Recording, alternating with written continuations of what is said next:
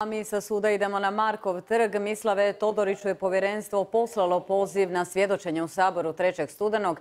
No glavno je pitanje hoće li Todorić, čak i da se nekim čudom pojavi u Saboru, imati pred kim svjedočiti.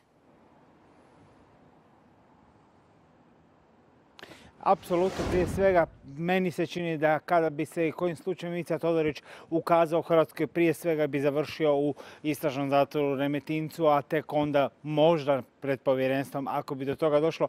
No HDZ i SDP imaju dva različita pogleda na pitanje da li da povjerenstvo praktički može raditi nakon što je praktički već, kao što znamo, bivša i sadašnja uprava Agrokora bila pred istražnim sucem. Što se tiče Hrvatske demokratske zajednice, za njih je situacija jasna. Povjerenstvo praktički nema smisla više raditi, budući da je praktički otvorena gotovo istraga. A što se tiče SDP-a koji je inicirao tu osnivanje istražnog povjerenstva, za njih je dalje stajalište da bi povjerenstvo trebalo nastaviti svoj rad, da se ispitaju način na koji je praktički Agrokor nastao i te političke okolnosti, kako i na koji način je politika utjecala na rast Agrokora i da se ova zemlja dovela u situaciju u kojoj je. Naravno, to su pitanja koja će se sljedećih dana lomiti politički ovdje na Markovom trgu, no poslušajte izjave i HDZ-a i SDP-a.